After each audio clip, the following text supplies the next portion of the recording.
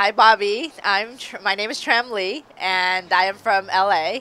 And my day job is the Asian Pacific Islander Arts Coordinator at the Ford Amphitheater.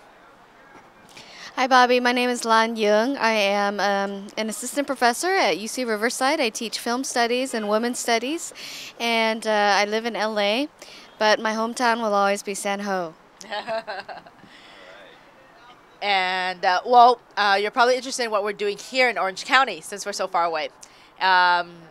We are the co-curators for this multi-art show exhibition that's called F.O.B. 2 Art Speaks.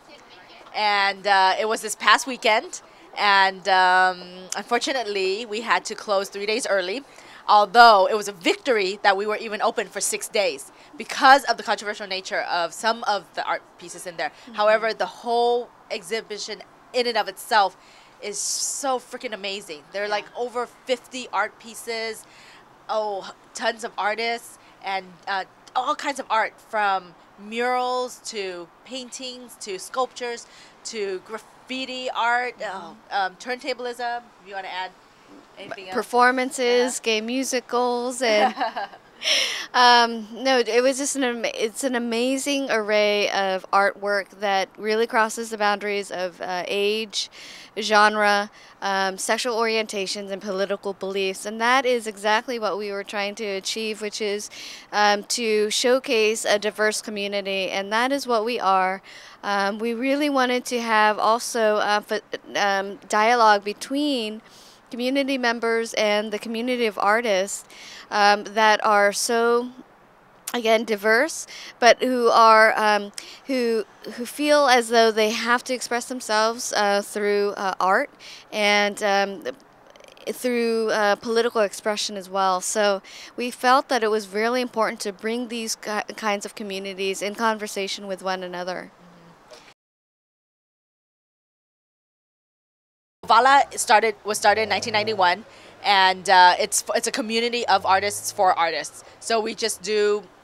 I look at it as filling any sort of gap or void in the community. What is needed? What needs to be talked about? What needs to be in there? And then that's what we do, and that's why we started the Vietnamese International Film Festival. We noticed there was no Vietnamese films being showcased, and we really thought that we'd only have 5, which were the ones that are out there, and then who knew, 100 people submitted, and so that just started things going.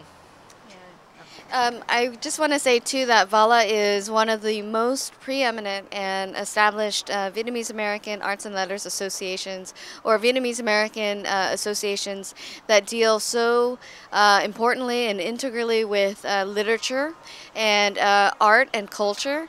So just to emphasize what Cham has said, the organization really tries to create community by making art, and that's our tagline. So we really wanted to bring the idea of art and community together, or VAALA does.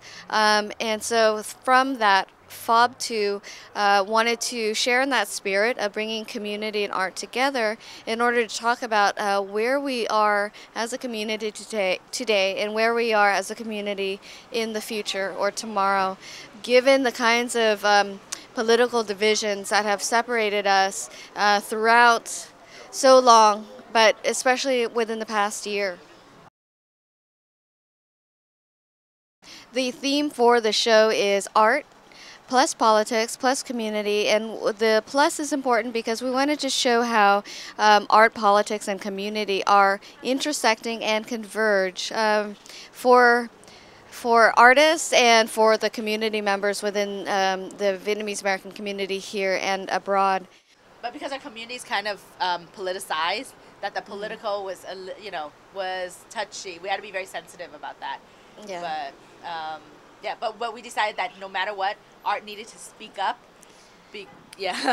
No matter what, art needed to speak up. So that's why we called it Art Speaks, because sometimes we were trying to define where does politics end and art begins, because of a certain particular art piece that was protested against in the community. So in the past year especially, there have been protests and demonstrations, especially around communism. And there was, for example, a foot bath by an artist by the name of Châu Huyen. And she had a foot bath with the flag of the Southern Vietnamese Army.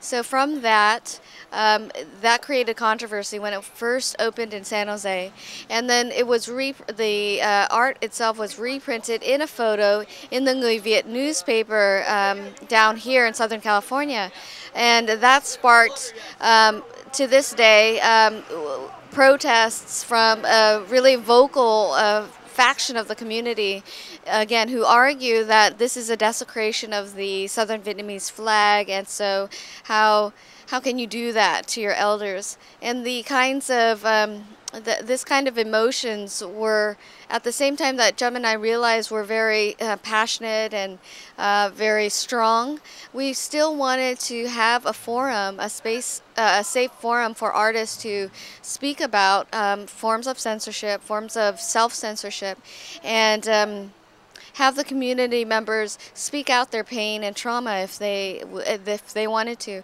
There was a real desire for us on our part to try to reach out to the community as possible through meaningful and sustained dialogue. So through individual conversations with a lot of the community members who came, we spoke to them about these artworks through panel discussion, through curators walkthroughs, which Jum had led, and then also through our curators' statements, anything that was posted on the VAALA website, as well as descriptions for each rooms. We took so much care in trying to be sensitive to the community and a very painful past from which we come.